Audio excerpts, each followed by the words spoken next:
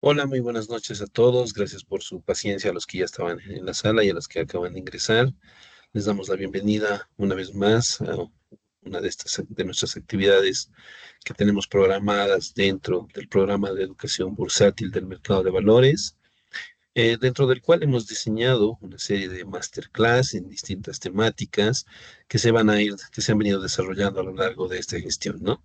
En estas masterclass, ustedes, como han podido ir viendo en los temas que hemos estado publicando, ustedes van a poder aprender sobre temas específicos que están relacionados al ecosistema del mercado de valores, ¿no? Y que están siendo desarrollados por expertos en cada una de las temáticas que nosotros hemos estado invitando. Quiero aprovechar este espacio para invitarlos durante este mes.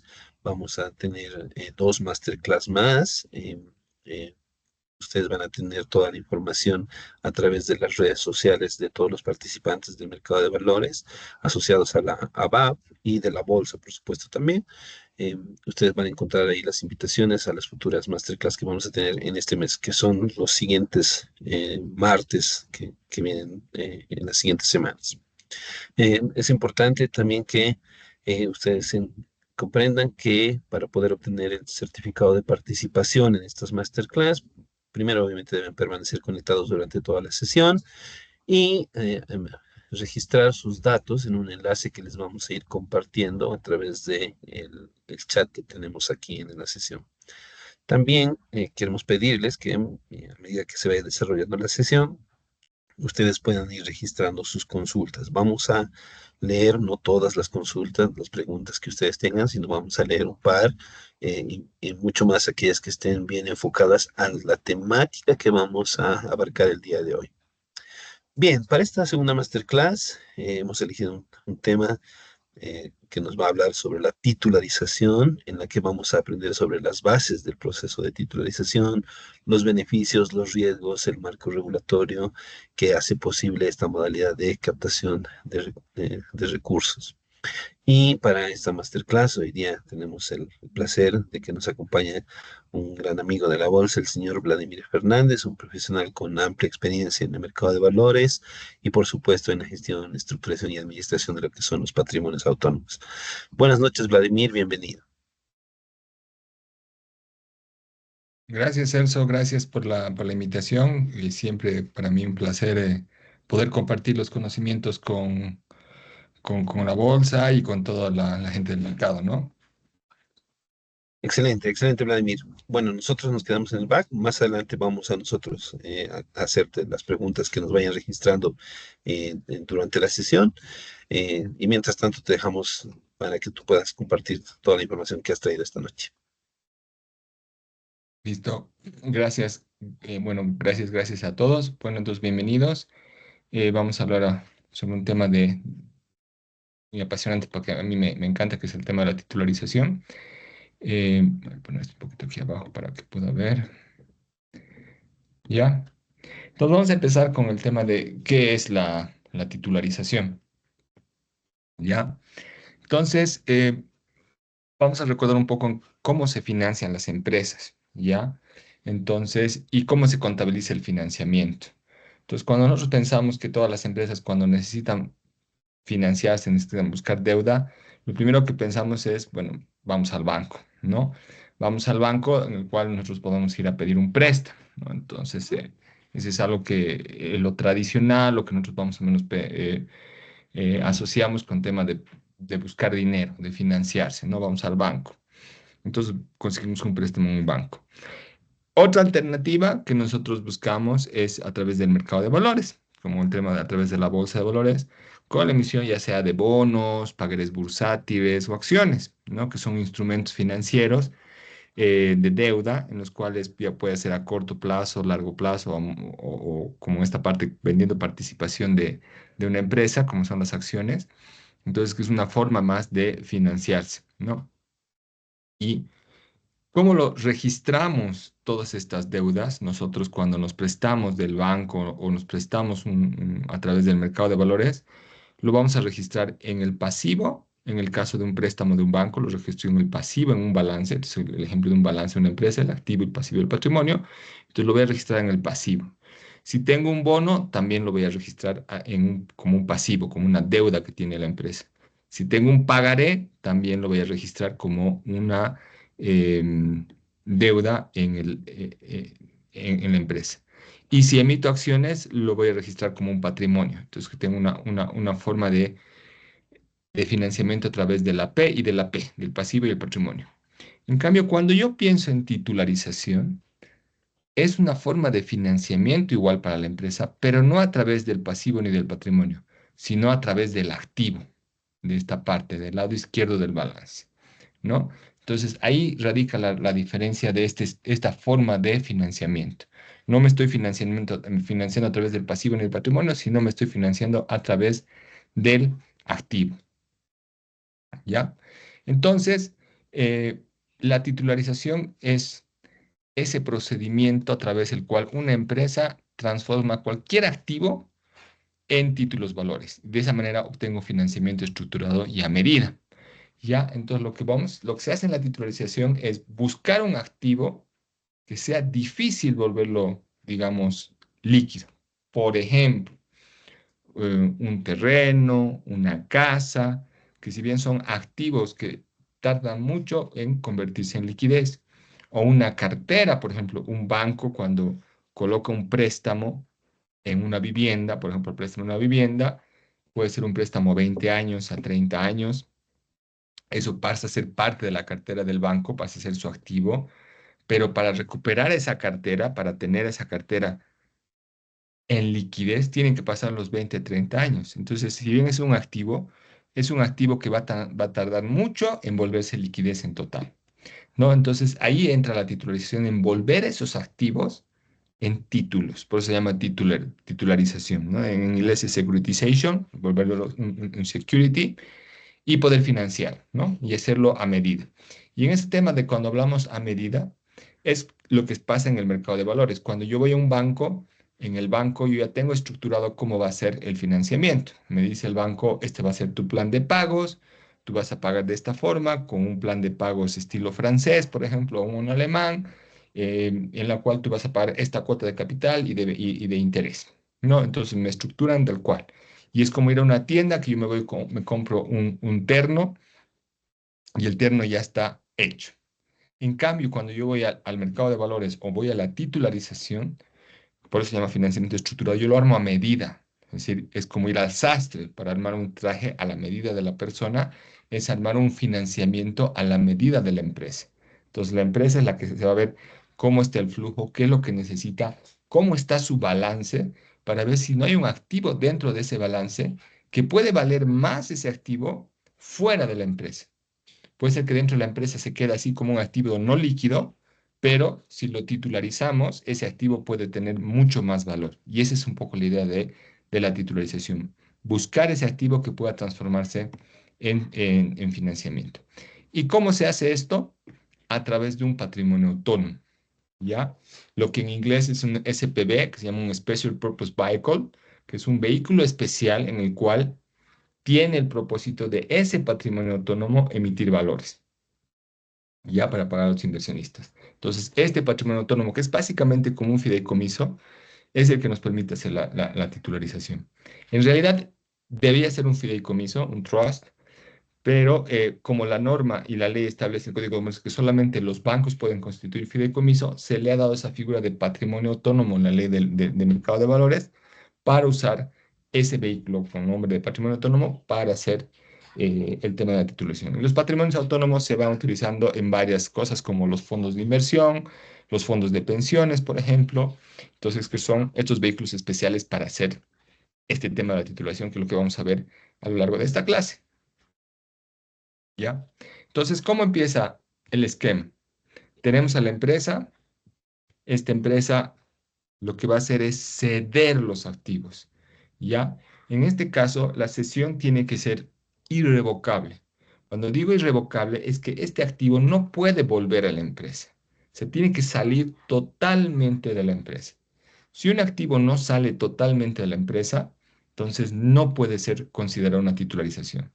Si en algún momento en el contrato donde se hace esta cesión de activos se establece que hay una posibilidad que el activo pueda volver a la empresa, Entonces, prácticamente es un bono estructurado o es un financiamiento estructurado, pero no es una titularización. Ya en la titularización eh, establece que tiene que ser una cesión de activos irrevocable, ¿ya? Entonces, se busca el activo. Podemos buscar, por ejemplo, una cuenta por cobrar, por ejemplo. Vamos a pensar una empresa exportadora. La empresa exportadora tiene alguna, con impuestos, por ejemplo, tiene esas cuentas por cobrar cuando hacen la devolución de los certificados de devolución impositiva. Entonces, ese es un activo que, por ejemplo, puede tardar 2 años en volverse liquidez. Entonces, ahí puede ser un activo que puede ceder. Entonces, la empresa cede ese activo, pone un contrato donde cede irrevocablemente estos activos a favor de un patrimonio autónomo. ¿Ya? Entonces, se firma este contrato, la empresa cede el activo, se firma ese contrato y ahí se constituye ese patrimonio autónomo.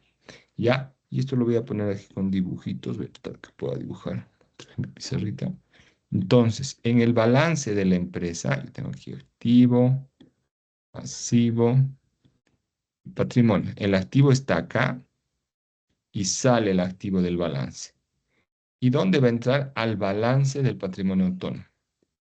¿Ya? En el balance del patrimonio autónomo, entre el activo y pasivo, entra este nuevo activo, ¿ya? Que es el activo que está cediendo la empresa. ¿Quién constituye este patrimonio autónomo? Las sociedades de titularización. Una sociedad de titulación es el ente indicado en la ley de mercado de valores y en la norma de la ASFI que puede constituir estos patrimonios autónomos, ¿no? Entonces, a nombre del patrimonio autónomo, la sociedad de titulación firma este contrato, firma el contrato entre la empresa y el patrimonio autónomo, ¿no? Donde el activo pasa al balance del patrimonio autónomo y con ese activo el patrimonio nace. Si no tiene ese activo el patrimonio autónomo, no puede nacer, ¿ya? Entonces se constituye. Con eso, el patrimonio autónomo lo que hace es que va a titularizar estos activos, se va a emitir un pasivo, ellos van a emitir lo que son unos BTDs, ¿ya? Estos BTDs son los valores de titularización. ¿Ya? Entonces, el patrimonio autónomo, ¿qué va a hacer? Va a ser como es como una empresa y esta empresa va a ir al mercado de valores a registrarse. Como una empresa que quiere emitir bonos, se va a inscribir en el mercado de valores, se va a inscribir en el registro del mercado de valores, va a poner todos sus términos de constitución. Aquí su constitución va a ser el contrato que se está firmando y con lo cual él va a inscribir estos valores de titularización. Entonces, en su pasivo va a tener valores de titularización. Entonces, va a igualar el activo con el pasivo, ¿ya? Entonces, el patrimonio autónomo, una vez de que inscribe al patrimonio en el mercado de valores, emite los valores, ¿ya? Emite valores de titularización con una tasa de interés. Los que compran van a ser los inversionistas, que van a ver que tiene una tasa interesante el valor de titularización. Entonces, agarran e invierten esos valores y le entregan el dinero por la compra de estos valores a la sociedad de titularización, a nombre del patrimonio autónomo. Entonces, le entregan, ¿ya? Entonces, se compran los títulos. Con ese dinero, la sociedad de titularización le entrega a la empresa los fondos por la cesión de los activos, ¿ya? Y con esto se cierra el ciclo del financiamiento, ¿no? Entonces, se ceden los activos, entregan los valores, se constituye el patrimonio autónomo, los inversionistas compran el título y la sociedad entrega los fondos a la empresa, ¿no? Y con eso, esto que estaba con una cuenta por cobrar por ceder el activo, viene ya directamente liquidez a la empresa, ¿sí? Bueno, entonces, vamos a ver esta constitución de estos patrimonios autónomos, el patrimonio autónomo de la titularización, ¿ya? Entonces, el patrimonio autónomo este vehículo especial que se constituye con los bienes o activos cedidos por el originador con el fin de emitir valores, ¿ya? Eh, ¿Quiénes pueden constituir patrimonios autónomos? Las personas naturales o jurídicas, ¿ya? Entonces, cualquier empresa, cualquier persona SRL, SA, puede ceder estos activos a la sociedad de titularización o por la misma sociedad, ¿ya? Entonces, acá em, es importante que estos activos estén separados del patrimonio del originador y de la sociedad de titularización. Es decir, no tiene que tener relación ni con el originador ni con la sociedad de titularización. Entonces tienen que estar limpios, digamos, ¿no? Entonces tienen que ser muy limpios para que puedan relacionarse y entrar al patrimonio autónomo, ¿ya? Y todo este análisis lo hace la sociedad de titularización, ¿ya? No tienen que estar vinculadas y tienen que estar constituidos por personas naturales, ¿ya? Entonces, hay dos formas por las cuales se puede constituir un patrimonio autónomo. Uno es el contrato de cesión irrevocable, ¿ya? Este es un contrato en que el cedente, que en este caso el originador, lo voy a poner aquí en el esquema, la empresa, el momento en que cede, se vuelve originador, ya es donde se origina, digamos, la titularización, ¿ya? Entonces, él se vuelve el originador. Entonces, el originador agarra y firma este contrato, ¿ya? De cesión. Y como les digo, es irrevocable, esa es la clave de todo, la irrevocabilidad, ¿ya? Entre el cedente que se ve y la sociedad de titularización, ¿ya? Entonces, con ese contrato nace el patrimonio autónomo. Es la primera forma en la cual puede nacer un patrimonio autónomo. La segunda forma de constitución de un patrimonio autónomo es con una declaración unilateral de cesión, una DUC. ¿Ya? En este caso es cuando la sociedad de titularización tiene activos en su balance, ¿ya? Y que después los cede al patrimonio autónomo para que se pueda constituir, ¿ya? Entonces, aquí la sociedad de titulación ya compra o consigue ellos los activos y después los cede al patrimonio autónomo para que se pueda constituir el patrimonio. Y se llama declaración unilateral de cesión porque el que firma la declaración es el gerente de la sociedad de titularización y como el gerente también es el que administra el patrimonio autónomo, entonces él se está cediendo a sí mismo. Entonces es una cesión, yo me cedo a mí mismo, digamos, ¿no? Entonces por eso es una declaración unilateral, ¿ya?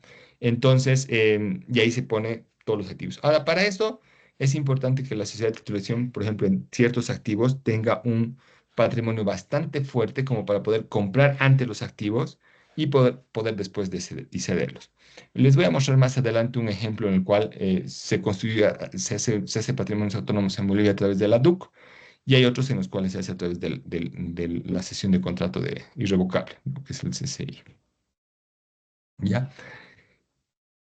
Y puede haber diferentes constituciones de tipos de titularización, ¿ya? Los más famosos a nivel mundial son los titularización de cartera. De hecho, donde nace el tema de la titulación es con el tema de la cartera, ¿ya?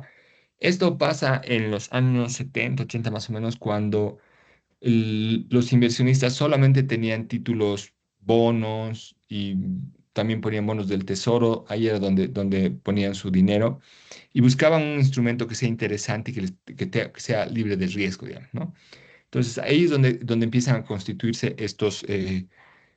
este tema de la titularización, cuando se empieza a empaquetar carteras, carteras de los bancos y lo vuelven títulos. ¿Ya? Y la ventaja de este título es que este título está con un subyacente, o sea, con un respaldo de un activo, como en este caso son las hipotecas. Entonces era la primera vez que tenías un instrumento que tenía el respaldo por detrás, una hipoteca, un bien real, lo que le hacía una mejor calificación de riesgo que otro instrumento y llegaba a ser un instrumento triple A, ¿ya?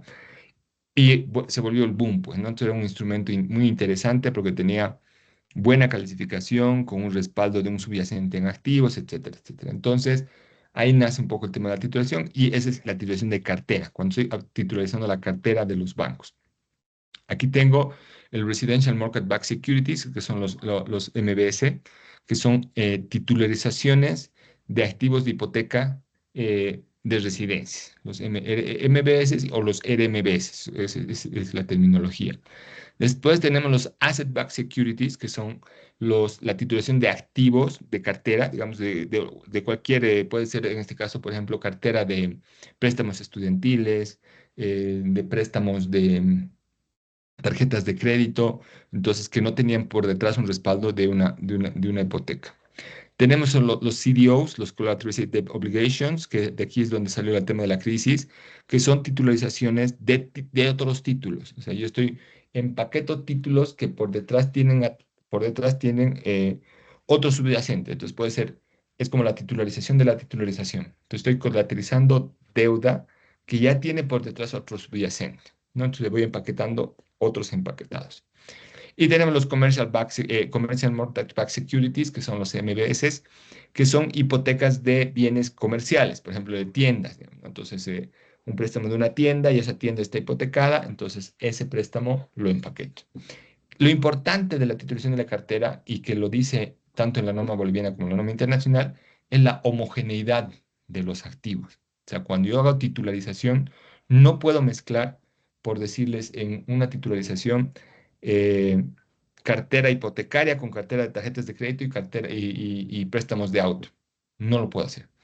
O hago de autos, o hago de préstamos estudiantiles, o hago de tarjetas de créditos, o hago de préstamos de hipotecarios. Por eso incluso en los créditos de vivienda, por ejemplo, que se trató de hacer en Bolivia, no podía mezclar créditos de vivienda de interés social, por ejemplo, con créditos de vivienda de interés normal, si hay créditos de vivienda normal, entonces tenía que separarlos. E incluso en la misma titulación de cartera, uno tiene que ver que tenga cierta homogeneidad entre los títulos. No necesariamente, digamos, que toda la cartera sea, por decir, la misma tasa, el mismo plazo y la misma plan de pagos. Medianamente igual, pero por lo menos si todos son títulos, son carteras hipotecarias que tengan más o menos el plazo económico similar, eh, tasas de interés similares, entonces se va armando. Entonces depende mucho de cómo se va estructurando el patrimonio autónomo y cómo se va empaquetando ese tema, ¿no? Eso es en tema de activos. Tenemos la titulación de activos como tal. Aquí puede haber, por ejemplo, titulación de terrenos, puede ser de edificios, cualquier tipo de activos que yo tenga dentro del patrimonio autónomo o dentro de la empresa para cederlo, y la titulación de flujos futuros. En titulación de activos, por ejemplo, hacemos la titulación de pagarés, que es muy usual que se hace en Bolivia, como es el tema de la titulación con las IFDs, ¿ya? Entonces, esa es con titulación de activos, que son em, con un contrato de derecho de compra, que es un derivado financiero, que lo voy a explicar más adelante. Y la de flujos futuros, ¿no? Que aquí lo que se hace es proyectar el flujo futuro de una empresa, traerlo al presente y ceder ese flujo futuro. Más adelante le voy a explicar cómo funciona este tema de los flujos futuros, pero esta es la única titularización en la cual el registro de la titularización, ese sí no va al activo, este sí va al pasivo. El único que va al pasivo es el de flujos futuros. Los demás es un financiamiento a través del activo. En el caso de la titulación de flujos futuros, se registra en el pasivo porque entra como un ingreso diferido. ¿Ya? Entonces, ¿cómo vamos estructurando esta titularización? ¿Qué activos puedo titularizar?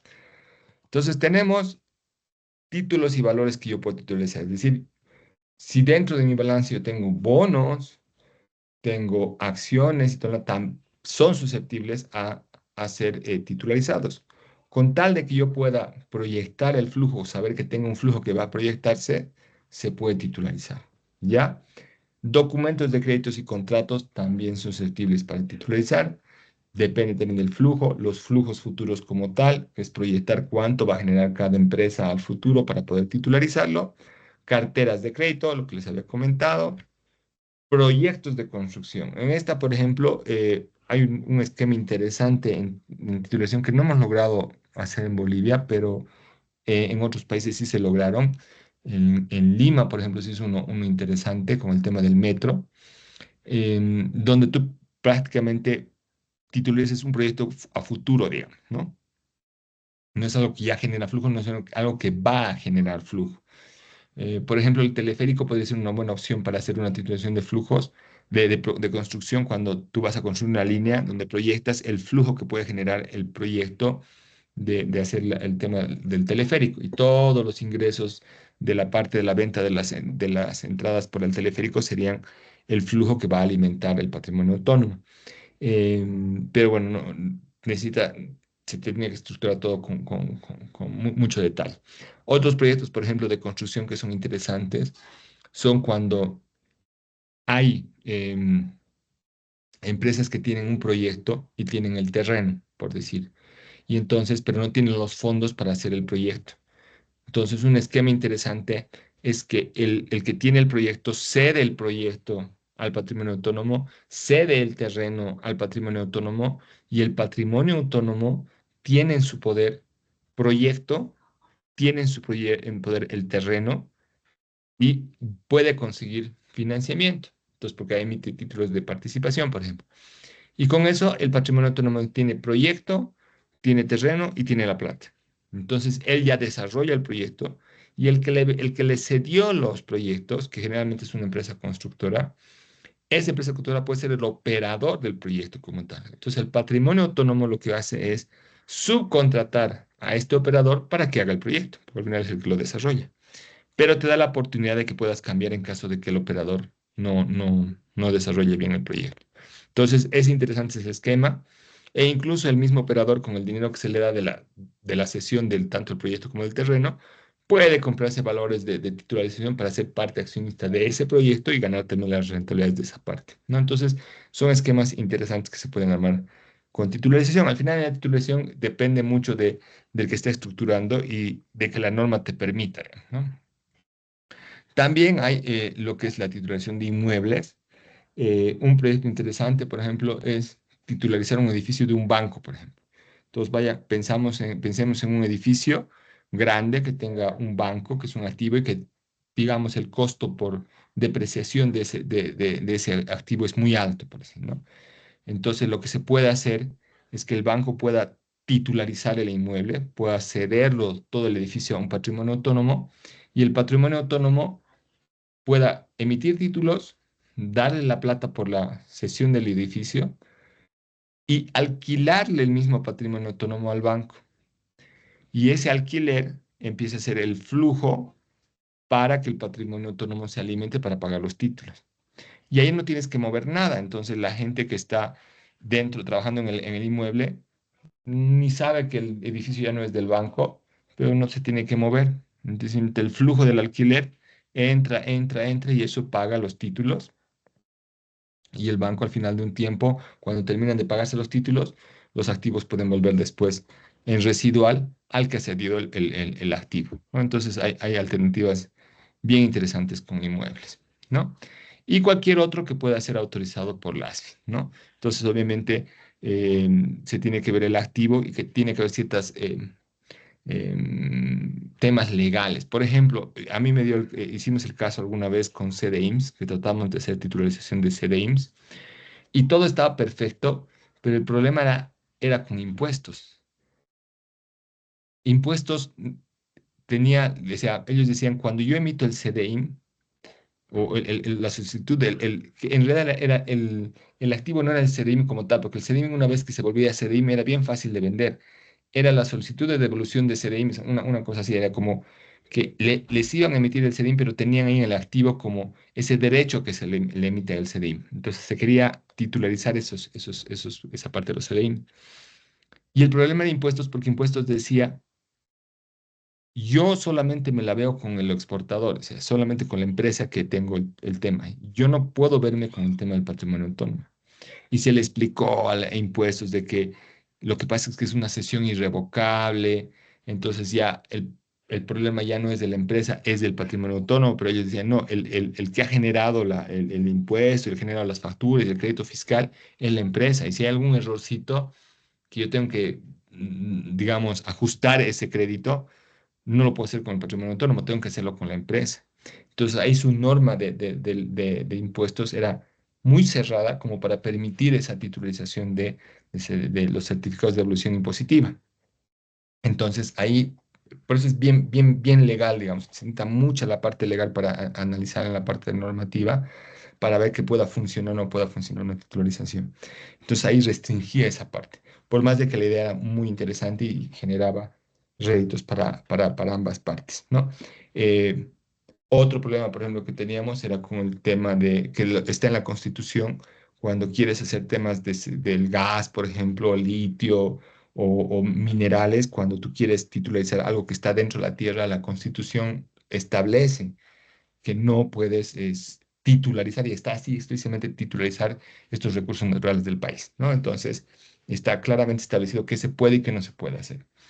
Otros temas que te pueden complicar, por ejemplo, cuando queríamos hacer titularización con la Alcaldía de La Paz, además de tener los permisos, digamos, cuando tú querías titularizar algún flujo futuro de la gestión del alcalde y el flujo iba a ser 10 años, por ejemplo, eso suponía que tú ibas a usar flujo no solamente de la gestión de ese alcalde, sino del próximo alcalde. Y entonces el próximo alcalde iba a decir, pucha, me han titularizado flujos que yo no tenía conocimiento. Entonces, para eso necesitabas que un ente superior a la alcaldía, en este caso más que lo que es el consejo, ir a la asamblea para que le autoricen al municipio a ceder ese flujo que sobrepasaba su gestión. Entonces, hay esos pequeños detalles que se tienen que ver cuando se hace la titularización, ¿no? Entonces, son cosas que se pueden ver. ¿Ya? Entonces, ¿cómo iniciamos el proceso de titularización? Entonces, vamos a una empresa, va a la sociedad de titularización y lo primero que se hace es un análisis de factibilidad. ¿Ya? Entonces, primero hay que ver todo el análisis legal de la empresa para ver qué quiere titularizar y ver realmente si cumple con el tema legal, si tienen los poderes suficientes como para ceder el activo, o si se necesita poderes especiales para ver si su ente, la junta de accionistas, la junta de asociados o el ente máximo le dé el poder para poder hacer esa cesión. O como les decía, todos estos temas normativos y legales, si hay un tema legal que no permita que se pueda ceder. Nos ha pasado también en alguna ocasión una empresa que, digamos, si bien, digamos, todos los mecanismos que tenemos de sesiones irrevocables y todo lo demás, de los mecanismos de cobertura que puede tener una titularización, están establecidas en las normas de titularización, que son exclusivas para titularización, pero que como son tan buenas, son también utilizadas en estructuras de bonos y en estructuras de fondos. Entonces nos pasó en el caso de una empresa que tenía que ceder el flujo, pero ya se había prestado de un fondo de inversión. Y el fondo de inversión le había puesto una cesión irrevocable de flujo. O sea, esa cesión irrevocable es prácticamente muy, muy de titularización y no de fondos de inversión. Pero claro, como es tan buena ese tema de la cesión irrevocable, entonces ya estaba cedido el flujo, entonces no podía volver a ceder dos veces, entonces era ilegal, digamos. Entonces eso se ve en el análisis de factibilidad. Y entonces tiene que hacerse todo ese análisis de factibilidad. Después se hace un análisis del segmento al cual pertenece la empresa para ver si se puede titularizar, qué tal está su posición, la presentación de la empresa, su pasado, su presente, sus proyecciones, la presentación de los estados financieros de la empresa, sus estados de resultados, una proyección futura de la actividad futura de la empresa y se hace un análisis de flujo de caja, que es lo más importante, sus ratios de liquidez, ratios de endeudamiento, eficiencia de la operación. eh, y más o menos se trata de sacar una calificación de riesgo del proyecto de titularización y un modelo de titulación que se le pueda proponer, ¿no? Entonces ahí se le dice a la empresa si es viablemente, se puede hacer una titulación para no meternos directamente, porque puede ser que sea fallida la titulación, entonces se hace primero la factibilidad, ¿ya? Una vez de que se vea que es factible, se hace un modelo de titulación propuesto para que la empresa diga si va o no va. Si es factible, recién se pasa al tema de una estructuración de titularización como tal. Los costos, bueno, generalmente se hacen para hacer este due diligence legal. eh, Cuando ya, digamos, la factibilidad depende de cada sociedad de titularización, sus tarifas, ¿no? Entonces puede estar entre 5.000, 10.000 dólares, eso depende de la sociedad de titularización y de la complejidad de la factibilidad. Entonces, eso lo calcula la sociedad de titularización. Y después también el costo de estructuración oscila de acuerdo al monto. Es bien importante saber que en el mercado de valores y en la titulación es para montos grandes, no es para montos chicos, porque como pueden ver aquí, tienen varios costos y gastos asociados a la titularización que para montos pequeños se hace muy alta la tasa de financiamiento, ¿no? Se tiene que ser una utilidad legal, se tiene que pagar al representante común de tenedores de valores de titularización, la comisión a la sociedad de titularización para administrar el patrimonio autónomo, se tiene que pagar los honorarios de auditoría externa, la calificación de riesgo, y dependiendo del tipo de titularización tienes que pagar algunas otras gastos y gastos más, ¿no? Entonces, dependiendo de eso, el costo de una titulación puede ser alto. Entonces, por ejemplo, si quiero titularizar 1 millón de dólares, la calificación de riesgo me puede costar 10.000 dólares, sea que yo titularice ese millón o 100 millones. Entonces, no cuando para hacer un monto grande, esos costos pequeños que tenemos aquí se hacen más pequeños y el monto es más grande. Entonces, realmente es para montos grandes. Entonces, generalmente nosotros titularizamos arriba de 5 millones, 10 millones de dólares, porque si no era, es el mismo tema, ¿no? Y también se tiene que pagar a la agencia colocadora, porque eso también, la venta de los títulos como tal, se lo hace a través de una agencia de bolsa. Entonces se tiene que gestionar esto con una agencia de bolsa para venderlos. Y algunos otros honorarios que puede haber, como publicaciones en prensa, fotocopias, notario y todo lo demás, porque todo tiene que ser notariado, ¿no? Entonces son varios costos que se tienen. Ahora, una ventaja que tiene la titularización es que cuando uno retira el activo de la empresa y lo mete al patrimonio autónomo, yo al patrimonio autónomo le puedo poner mecanismos de cobertura, ¿ya? Es decir, le puedo poner escudos al patrimonio autónomo para que tenga mejor calificación. Entonces, al final la calificación de riesgo va a ir al activo más que a la empresa, ¿no? Entonces, por ejemplo, yo puedo tener un banco que su calificación de riesgo es B, digamos, muy mala calificación, pero el banco ha estado colocando cartera que es muy buena. Su activo puede ser muy bueno. Entonces, si su activo es muy bueno, la calificación de riesgo va a ir al activo, no al banco, a la calidad del activo. Entonces, el patrimonio se va a evaluar por la calidad del activo. Y a ese mismo patrimonio autónomo yo le puedo poner mecanismos de cobertura para mejorar aún más la calificación de riesgo.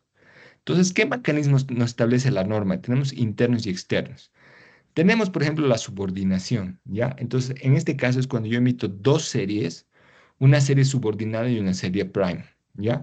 Entonces, de tal manera que si hay un faltante de flujo para pagar los títulos, esa serie subordinada absorbe esa pérdida. Entonces, la otra serie está protegida y tiene una mejor calificación. Entonces, es una forma de darle ese mecanismo de cobertura, de mejorar la calificación de riesgo de los títulos que se emiten, ¿ya? Y cuando veamos titulación de cartera, les voy a mostrar cómo funciona ese tema de la subordinación mucho más.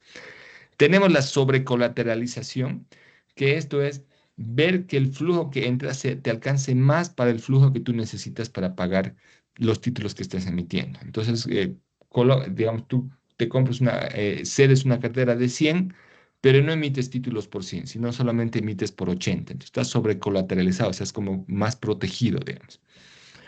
También puedes poner excesos de flujo de caja. Por ejemplo, puedes hacer que el flujo que llegue sea 100 y que solamente utilices 80 cada vez que llegue el flujo. Y esos 20 te vas quedando para resguardar como una cobertura. Tenemos también un mecanismo de sustitución de activos o bienes. Se puede dar el caso que tú le puedes poner que en caso de que un activo se deteriore, te lo cambien y entonces la calidad de tu activo se mantenga perfecto en el patrimonio autónomo. Entonces hay ese mecanismo de cobertura. Hay también los fondos de liquidez. Un fondo de liquidez es como cuando ustedes dejan una garantía con alquiler, digamos, 3 meses de garantía, tú dices, ¿no? Entonces, y tienes esa platita que está ahí en caso de que no pagas el alquiler, de ahí sacan. Es lo mismo, en una emisión puedes tener un fondo de liquidez, que ese fondo de liquidez, en caso de que no llegue el flujo, sacas de ese fondo de liquidez para pagar cuando falte el flujo.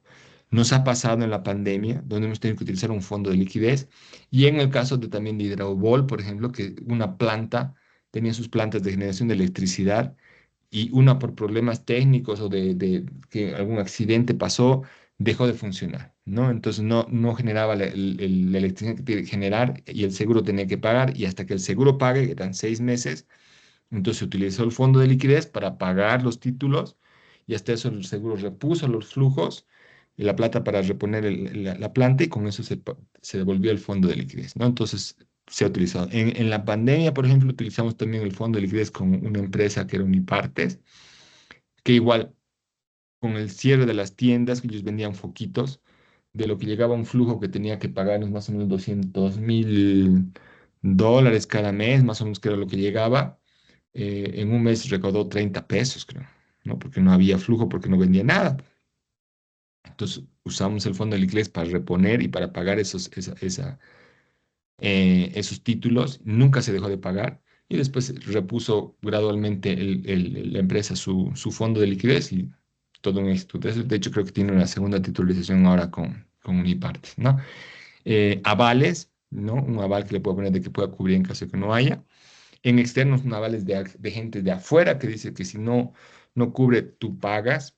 Seguros de créditos o, por ejemplo, ha pasado en estos, que también se le puede poner en bonos, por ejemplo, en los bonos de estos Avanza Mujer que hizo el Banco Sol, el Bitinvest puso un tema de cobertura algunos títulos, digamos, algunos cuotas, digamos, de sus bonos, ¿no? Entonces, los siguientes pagos ellos cubrían. Si no llegaban, ellos podían cubrir una parte.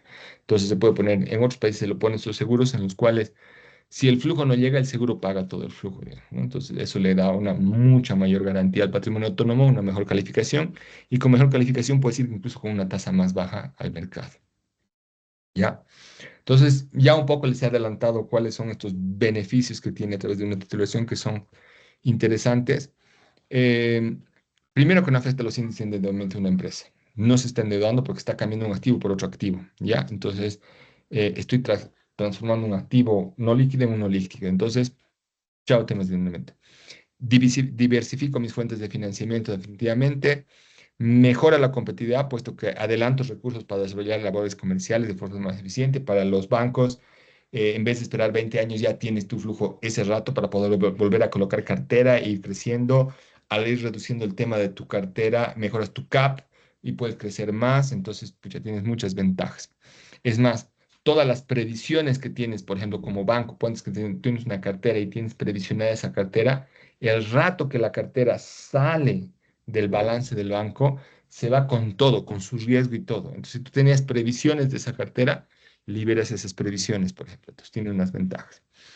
Y obviamente todo eso tiene un impacto en la calificación de riesgo que al final se refleja en una menor tasa y una mejor forma de financiarte. Y como les decía, el diseño de la estructura a medida, ¿no? Eh, para los bancos, por ejemplo, una titulación de cartera significa una inyección de liquidez al sistema financiero.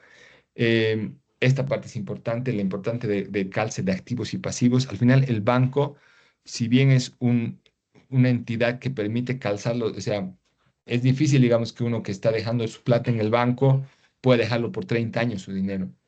En cambio, el banco sí recibe depósitos por 2 años, 3 años, digamos, un DPF, pero tiene que prestar a 20, 30 años. Entonces está descalzado en plazos.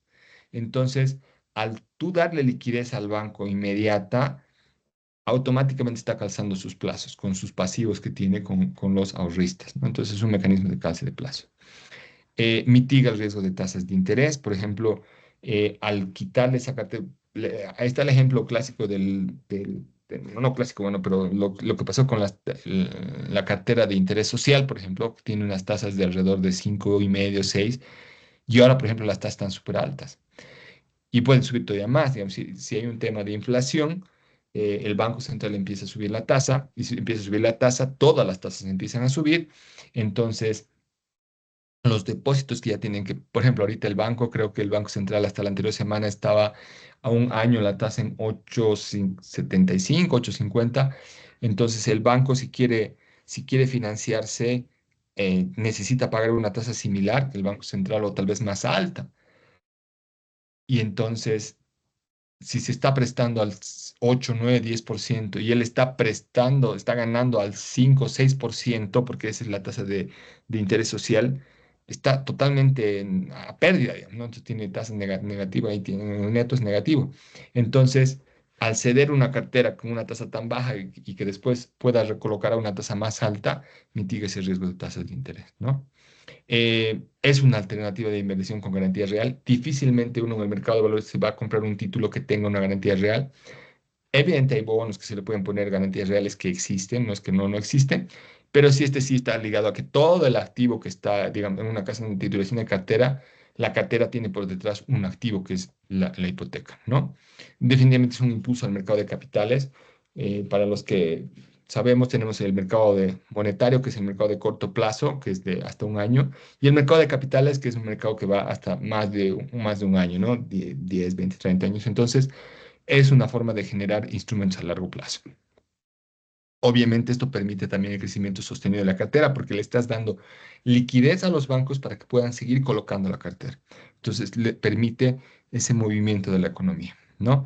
Te genera un producto de cartera hipotecaria fija a largo plazo, porque ¿cuál es el problema? Cuando tú como banco prestas, generalmente para evitar ese riesgo de tasa de interés, lo que tú haces es colocas una tasa fija al principio, sin considerar la tasa el crédito de vivienda social. En una cartera hipotecaria normal, tú colocas una tasa fija por un año, 2 años, y después le pones una tasa fija más la TRE, más una tasa variable, porque realmente no quieres correr el riesgo de tasa de interés. Entonces, al final, esa cartera se vuelve variable, ¿no? Entonces, tienes una, y para el que se está comprando la tasa, es complicado porque tienes que pagar tasa variable y sube la TRE, puede bajar, puede subir, entonces tienes ese riesgo. En cambio, si el banco sabe que si coloca la cartera, la va a poder titularizar, entonces no le va a importar si lo coloca a tasa fija. Es más, para el estructurador de una titulación de cartera, le conviene que la tasa sea fija y que no sea variable. Porque estructurar con una tasa fija, el flujo es más conocido y lo puedes estructurar de esa forma. Pero si tienes una tasa variable, ya tienes que poner mecanismos en la estructuración para ver esa tasa variable. Un swap de moneda, un swap de tasas de interés, etcétera. Entonces ya tienes que buscar instrumentos un poco más avanzados para mitigar ese riesgo de la volatilidad de la tasa si es que tienes tasa variable. Pero en cambio, si el banco sabe que lo puede titularizar la cartera, fácilmente él puede colocar cartera a tasa fija a largo plazo, porque sabe que no se le va a quedar con el riesgo, lo va a pasar y lo va a transferir al patrimonio autónomo. Y al patrimonio autónomo le interesa tener una tasa fija, porque puede estructurar y proyectar mucho mejor el flujo. ¿Ya? Y también obviamente tenemos facilidades impositivas, porque dentro de la norma de la ley, la titularización está libre de impuestos. Entonces, esa es una ventaja que tiene la titularización también. ¿Ya? Veamos algunos ejemplos de titularización. La más clásica a nivel mundial, la titularización de cartera. Entonces, yo tengo aquí un banco comercial, el originador, que tiene su cartera hipotecaria, y empecemos a seleccionar cada uno de los créditos. Tienen muchos créditos, ¿ya? Y lo vamos a ceder a un patrimonio autónomo, ¿ya? En este patrimonio autónomo, en su activo va a estar la cartera de créditos de vivienda, un conjunto de créditos, no es solamente uno, entonces para la estructura se tiene que seleccionar, tiene que ser eh, uno muy especializado para ver cada uno de los planes de pago, ver los contratos. De hecho, en los contratos de crédito, si ustedes tienen su contrato de crédito con su vivienda, hay un capítulo que dice, este crédito podrá ser titularizado, digamos. Y no necesita la autorización simplemente de informarle, digamos, al que tiene el crédito con el banco que ha sido titularizado su activo, digamos, ¿no? Entonces se puede hacer antes. Antes, eso ya está definido en el contrato. Si no estás en el contrato, no se puede titularizar. No, entonces cede la cartera, el patrimonio autónomo emite valores de titulación. ¿Quiénes compran estos títulos del patrimonio autónomo? Los inversionistas, generalmente institucionales. Antes eran las AFPs, ahora sería la gestora, seguros, SAFIs, personas naturales. En el mundo hay mucha cantidad de inversionistas, que son muchos más, que pueden comprar estos títulos, ¿no? Entonces compran los BTDs. Paga el precio de la cartera y le entrega los recursos al originador después de la colocación. Ahora, la cartera pasa al patrimonio autónomo. Ahora, el patrimonio autónomo no sabe nada de administración de cartera. No tiene oficinas para cobrar la cartera. Entonces, ¿qué es lo que hace el patrimonio autónomo? Una vez de que los clientes van, el patrimonio autónomo subcontrata al mismo banco comercial para que él siga administrando la cartera. Es más, el patrimonio le va a pagar al banco por seguir administrando la cartera. ¿Ya? Entonces los clientes no van a saber ni siquiera que ese crédito, esa cartera ya ha pasado al patrimonio autónomo. Ellos simplemente van a ir al banco y van a seguir pagando sus cuotas. ¿Ya? Entonces, de todo lo que vaya recaudando el banco le manda al patrimonio autónomo, esto es lo que he recaudado. Con lo que ha recaudado, el patrimonio autónomo paga capital, intereses y se paga todos sus gastos y le paga su comisión al banco por la administración de la cartera, ¿no? Entonces, así funciona la titulación de la cartera. Acá, por ejemplo, en estos títulos que se pueden estructurar, es lo que les decía que se pueden crear tranches, se llama como tramos. Puede ser un tramo A y un tramo B. Este puede ser el subordinado y este va a ser el prime. Ya, pues no me deja escribir aquí. Bueno, el de arriba es el subordinado, el otro es el prime.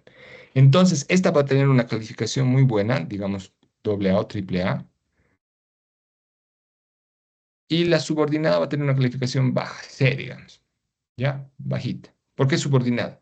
Si alguno de estos clientes no paga, al que no le pago es a la serie A. Y al que sí le pago siempre, siempre es a la serie B. Entonces, este está coberturando cualquier falta de flujo. Ahora, ustedes me dicen, ¿quién se lo compra esta serie?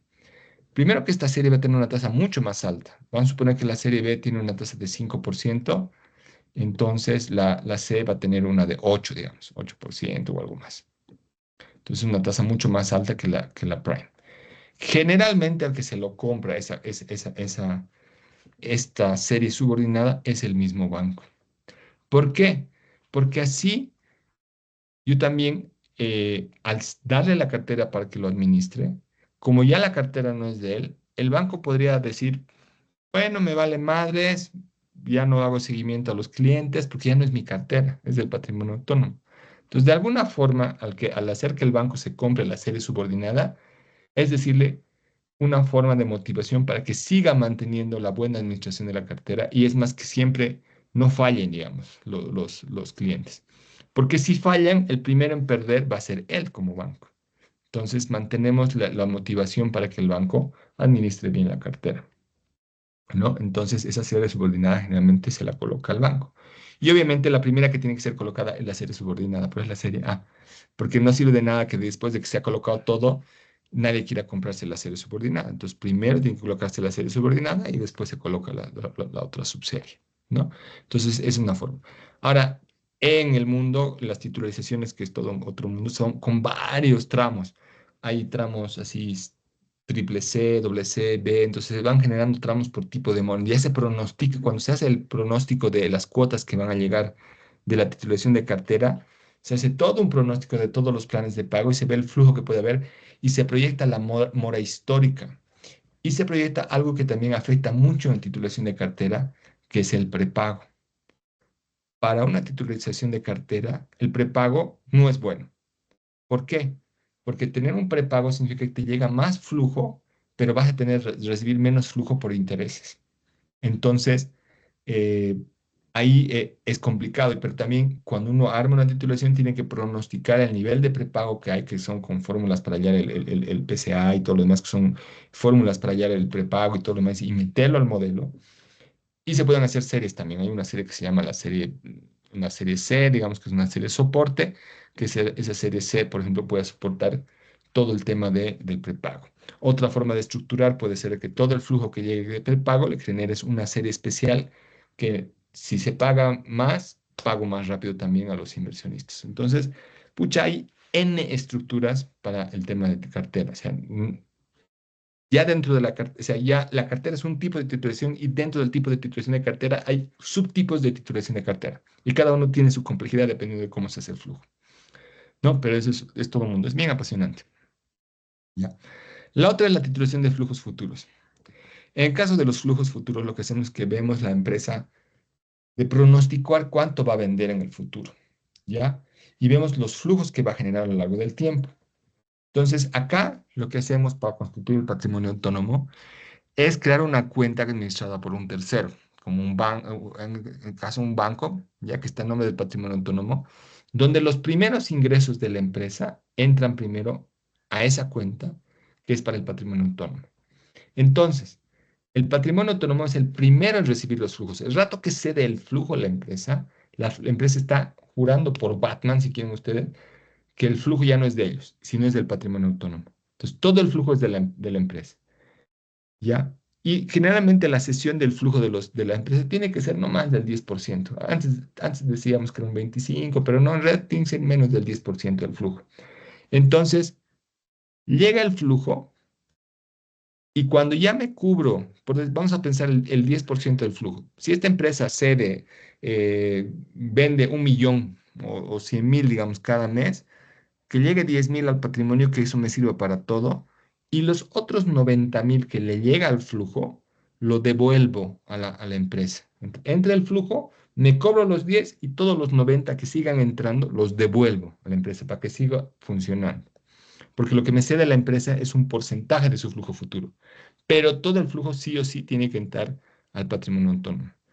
Y yo tengo que poner mecanismos con auditoría interna, externa y todo para verificar que no haya un desvío de fondos. Entonces yo tengo que controlar y ponerlo en la empresa para que vaya a verificar a la empresa que todo el fondo, todo el flujo que haya recibido la empresa siempre haya entrado al patrimonio. Si le das un margen de error de que pueda corregir, que si no hay un flujo que no ha llegado porque la otra empresa que hacía los pagos le pasó a otra cuenta que no sabía, ahí hay todo un trámite operativo que se tiene que hacer. Por ejemplo, hablar con la empresa para que todo el flujo entre sí o sí a las cuentas del patrimonio, decir a todos tus proveedores que te pagan o a todos tus clientes que el pago no sea a sus cuentas, sino sea a la cuenta del patrimonio autónomo. Entonces, todo un tema operativo que se tiene que hacer para que se pueda hacer flujos futuros, ¿ya? Entonces se hace así con esquemas de cuentas. Aquí puede haber exceso de flujo de caja. Significa que como va a entrar a una cuenta, esa cuenta genera también intereses y esos intereses se quedan dentro del patrimonio autónomo para fortalecer la cantidad de flujo que tiene el patrimonio autónomo, que cobertura aún más al mismo patrimonio autónomo. Cuando ya acaba la titularización, todos los flujos que sobran de una titularización vuelven al originador. ¿Ya? Entonces, aquí igual se emite valores a los inversionistas. Generalmente la gestora ahorita es una de las más importantes, compra los valores y se le entrega los recursos por el flujo futuro, ¿no? Entonces, aquí se puede poner fondos de liquidez. Lo importante es la cuenta administrada por tercero y hacer ese control del desvío de fondos. Esta sí se registra en el pasivo, se registra como un ingreso diferido en la empresa. Y esta sí, la calificación de riesgo del patrimonio depende mucho de la empresa, porque el generador del flujo aquí es la empresa, del originador. En cambio, en el caso de la titularización, el generador del flujo no es el originador, es el activo y el activo está dado por estos, por los clientes. Los clientes son los que generan el flujo, la cartera la que genera el flujo. En este caso, el que genera el flujo es la empresa, entonces la calificación está muy atada a la empresa. Y aquí puede ser que la empresa tenga una calificación, pero con todos estos mecanismos de cobertura, lo que se hace es que mejora la calificación de riesgo del patrimonio. Eh, Se ha dado casos que se hizo, por ejemplo, con Farmacias Chávez, en la cual, claro, cuando uno cede el flujo total de la empresa, es difícil hacer una segunda titulación de flujos futuros porque ya lo has cedido todo tu flujo. Pero en el caso, por ejemplo, de Viva y de Farmacias Chávez, se logró de que como la empresa, por ejemplo, Farmacias Chávez tenía varias sucursales. Entonces, decía que entre sucursales, 5 sucursales, por ejemplo, cada una sería como una empresita, cada sucursal. Entonces, la sesión de flujo futuro era de las 5 sucursales. Y eran las 5 sucursales que tenían, digamos, mueble propio, digamos. Entonces, que no los podían votar por el alquiler y todo lo demás. Entonces, se aseguraba que ese flujo de de esas 5 tiendas, que eran las más importantes, ese era el flujo, y solamente era el flujo de esas 5 y tenías otras 50, 60 tiendas para reemplazar alguna de esas empresas si no tenía el flujo suficiente. Al quinto día ya tenían el flujo para pagar, entonces las 5 no era necesario más. Y también la parte operativa se reducía porque ya no tienes que agarrar el flujo de las 60, 70 en ese caso que habían, ahora ya son más de 110, del flujo de las tienditas que tenía, de las sucursales. Y eso te permitía hacer una segunda titulación que se hizo con otras 5 y así. Entonces, en ese esquema, que ha sido muy innovador, es de los primeros que se hizo en Bolivia, permitía hacer flujos futuros dobles, 2 veces. Y con Viva igual se hizo lo mismo, que en vez de hacer flujos futuros de toda la empresa, se hacía flujos futuros de las cuentas que llevaban a los bancos, digamos, ¿no? Entonces, le llegaban flujos a 7 bancos, entonces seleccionabas 2 bancos. Y esa era la primera titulación. Y te permitía hacer una segunda con otros 2 bancos, digamos, ¿no? Y cubrir con los otros flujos a las que sí faltaba. Entonces, el esquema de flujos futuros que también es interesante. El otro es de activos que se hace, por ejemplo, con IFDs. Crecer es una de las más activas que ha estado en el mercado haciendo titulación de activos. También lo ha hecho ProMujer, lo ha hecho Diaconía, IDEPRO, ¿no? Que han entrado Sidre también con este esquema de titulación de activos. Acá esto se lo hace a través de un contrato de derecho de compra. Contrato de derecho de compra es un derivado financiero, ¿ya? En este, el Crecer firma un contrato de derecho de compra con la sociedad de titularización, ¿ya? El valor de este contrato de derecho de compra es 1.000 pesos, vale 1.000 pesos, así, 1.000 bolivianos, nada más. Por ejemplo, en esta titularización de acá, cuando se hace cartera, cuando se cede la cartera tiene un valor. Vamos a poner, no sé, 200 millones, por decirles, ¿ya? 200 millones de cartera, entran los 200 millones y aquí en el pasivo tiene que haber algo similar, los 200 millones en pasivo, digamos, ¿no? En los flujos futuros igual, la cesión del flujo, cede el flujo por 200 millones del futuro, es un monto grande. En este caso, la cesión no es por un flujo grande, es por un flujo chiquito, es 1.000 pesos. Es un contrato de derecho de compra. Ese contrato le da el derecho al que tenga el CDC, el contrato de derecho de compra, a, a comprar pagarés. O sea, el que tenga esa opción tiene la opción de comprar pagarés. ¿A quién? A Crecer. Y Crecer está obligado a emitirle pagarés cuando se ejecute esa opción, ¿ya? Por eso es un derivado financiero. Entonces, se firma este contrato de derecho de compra con la sociedad de titularización. La sociedad de titularización, a través de una DUC, una decisión unilateral, constituye el patrimonio autónomo. Entonces, ya él tiene el activo es el CDC, y la sociedad lo cede al patrimonio autónomo. Le dice, toma, yo te lo cedo a ti mismo. Digamos. Entonces, cede el patrimonio autónomo a la DUC. Con esa DUC, el, el patrimonio autónomo emite valores. Las instituciones, en este caso la gestora, los más principales, compran los valores y con eso el patrimonio autónomo ejecuta el contrato de derecho de compra. Como ahora el activo es del patrimonio, va y le dice a Crecer, oye, quiero ejecutar mi contrato de derecho de compra. Así que aquí está la plata, emitime tus pagarés. Y ese rato Crecer recién emite los pagarés, ¿ya? Y esos pagarés tienen que igualar el monto con la cantidad de títulos que se van a emitir. Esta estructura es interesante porque con un activo que vale solamente 1.000 bolivianos puedes emitir 200, 300 millones, así, y para que después se iguale con los pagarés.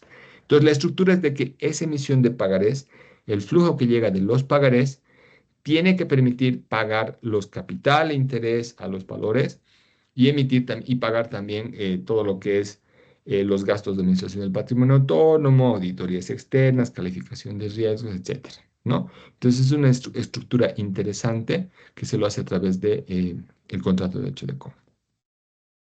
¿Ya? Eso. Hay otras estructuras también, como son las estructuras de, esta que les decía, de los terrenos, en los cuales el patrimonio autónomo se constituye con un terreno, un activo y con eso se constituyen los valores de titularización, ¿no? Y con eso el patrimonio autónomo puede constituir y construir, que se llama el proyecto y después vender. Eso se hace a través, pero con valores de participación, que eso es otro mundo, ¿ya? Además de esto, ¿qué otras titularizaciones más se han dado? También se han dado titularizaciones de notas estructuradas, por ejemplo, que tenemos un patrimonio que ya venció, que era el de uno que era con un banco europeo, ¿no? Donde se armaba se daba los flujos y con esos flujos en dólares se salía afuera y se armaba una nota estructurada. Y como la nota estructurada tenía títulos que eran, por ejemplo, de Perú, Colombia, Brasil, instrumentos soberanos que no tenían volatilidad y al combinarlos no tenía movimiento en valoración, hacía que el flujo sea muy estable y se le daba una variable que era en base a acciones y todo lo demás. Entonces le daba un buen flujo, ¿no? Ese Liberty se llamaba ese patrimonio autónomo. Ese es uno de los interesantes. Eh, y los otros son básicamente flujos futuros, ¿no? ¿Qué más hay de temas de interesantes en este tema? Las estructuras, digamos. La forma en la cual yo puedo estructurar el pago de los valores de titularización esa medida, ¿no? Por ejemplo, en el caso de Crecer, lo que se veía siempre era proyectar el flujo de sus vencimientos de lo que tenía la IFD. Entonces, en el momento que ellos tenían un pago muy fuerte a alguna otra deuda, de acuerdo a la proyección de su deuda, se le hacía que en ese momento pague menos, digamos. Pague menos y pague más en otros títulos, digamos. Entonces, se lo va estructurando de esa forma. Em, o también se hace también con periodos de gracia. Generalmente donde se hace periodos de gracia es en el tema de flujos futuros. Entonces tú le armas con un flujo muy pequeño en los primeros años y después le armas el flujo de acuerdo a lo que vende la empresa. Entonces por eso es bien importante la proyección como tal del flujo. Entonces, ahí dentro del modelo de la factibilidad, la importancia es ver el tema de la proyección del flujo, ¿no? Entonces es bien importante. Y bueno, y los mecanismos. Y obviamente, todos estos mecanismos de cobertura que se le va agregando al patrimonio autónomo tienen un costo, ¿no? Entonces, eso si bien entra dentro de la tasa, pero se compensa con el tema de la calificación de riesgo. Ahora, ese es un tema también que quería comentarles. El tema de la calificación de riesgo es importante porque para cada tipo de titularización, se necesita cierto expertise para hacer la calificación de riesgo. Para el caso de cartera, por ejemplo, eh, la calificación de riesgo no solamente tiene que tener experiencia en productos estructurados como tal, que es la titularización, para ver, digamos, todo lo que es mercado de valores, sino que también la calificadora de riesgo tiene que tener la expertise para el tema de calificación de bancos, porque tiene que calificar la cartera como tal. ¿No? Entonces, ahí en el tema de la cartera es más complicado porque tienes que tener esa expertise de pronosticar cómo se ha comportado la cartera y ver toda la metodología de calificación de bancos. Entonces, no todas las calificadoras de riesgo tienen digamos, tienen esa potestad de calificar bancos y calificar productos estructurados. Hay aquí calificadores que solamente hacen productos estructurados, pero no pueden hacer bancos, digamos, ¿no? Entonces, ahí, por ejemplo, aquí en Bolivia, PCR creo que está haciendo su trámite, pero solamente puede hacer titulación de los otros productos, pero no de cartera. A esa sí puede porque tiene la metodología y Moody's Local también tiene, digamos, ¿no? Microfinanzas tiene la parte de bancos, pero falta la parte de productos estructurados, ¿no? Entonces ahí es importante la metodología de valoración que tienen las calificadoras para hacer, ¿no? Y entonces cuando uno constituye el patrimonio autónomo, la negociación va tanto con los inversionistas, con la calificadora, porque además de hacer la estructura con el banco comercial, que ya es complicado porque tienes que meter todos los títulos y proyectar el flujo de los planes de pago, eh, tienes que proyectar la mora, tienes que proyectar el prepago y la calificadora también va a empezar a medir la calidad de ese activo. Una cosa importante acá, el activo que cedes al patrimonio autónomo no puede ser tiene que ser siempre título triple A, o sea, tiene que ser A de calificación. La normativa en Bolivia para la titulación de cartera te establece que los títulos tienen que ser siempre A. No puedes titulizar títulos subprime, digamos, los títulos que no tengan buena calificación, ¿no? Entonces ya la norma te restringe como tal, ¿ya? Entonces, eso hace de que la cartera tiene que ser sí o sí de la mejor para poder titularizar, ¿no? Em, y esa es una restricción. En el tema de flujos futuros, igual aquí el tema va en el contrato de cesión. Aquí lo que se revisa es este contrato de cesión de flujos. Ese documento es un documento grande, ese es el documento que se tiene que evaluar, se lo manda a la ASFI, se lo manda a la bolsa para calificarlo, para poder tener el tema. En el caso de activos, lo que se revisa, perdón, es la DUC. La DUC es el documento importante, porque en ese documento, la declaración unilateral de cesión, se establece la emisión de los pagarés, cómo va el flujo, etcétera. Ahora, ¿por qué, digamos, las IFDs tomaron este tipo de camino, digamos, en la introducción de activos? Era porque las IFDs hubo un momento que no estaban regulados. Ah, ya están regulados por la ASFI. Había un momento que no estaban regulados, se autorregulaban, si querían ustedes, dado que las IFDs nacieron como tema de ONGs financieras, ¿no? Entonces, estas ONGs financieras no estaban reguladas y empezaron a dar crédito y todo lo demás. Algunos de estos ONGs pasaron a ser fondos de inversión privada, pero lo que más necesitaban ellos eran financiamiento. Entonces ellos generalmente, como no estaban reguladas, no podían captar, o sea, no podían agarrar y pedir depósitos o en este caso, no podían emitir bonos, o sea, no pueden emitir bonos como tal, no podían, ¿no? Antes de que no fueran regulados, no podían ceder también el flujo porque ahí venía la restricción, pues que también no fueron a través, pero sí podían emitir pagarés, digamos. De hecho, ellos se financiaban mucho con los fondos de inversión y fondos de inversión de afuera también. Entonces, este modelo a ellos les permitía entrar al mercado de valores y poder conseguir financiamiento. Por mucho tiempo, y hasta ahora todavía, sigue siendo una alternativa interesante para las IFDs de colocación de conseguir fondos del mercado de valores, pero ahora obviamente con la regulación ellos ya pueden colocar a través bonos, de hecho creo que se crecerá emitir también bonos, y también ya pueden abrir DPFs, ¿no? Abrir cuentas como banco, digamos. Entonces eso también les da una ventaja respecto a lo que era antes, pero es una estructura interesante de lo que es la titulación de activos. Em, Eso. Bueno, entonces, como pueden ver, es un mecanismo de financiamiento estructurado, se arma a medida, depende del tipo de producto. También ha servido, por ejemplo, para hacer un recambio. Tenemos el caso de Hidrobol, que ha sido un caso interesante, en el cual Hidrobol tenía en emisión de bonos, bonos Hidrobol, y lo que pasó con este caso fue de que en la titulación hubo un intercambio, digamos, ¿no? Entonces, en la compra de estos BTDs se lo hacía con intercambio. Tú le dabas bonos Hidrobol a cambio de BTDs.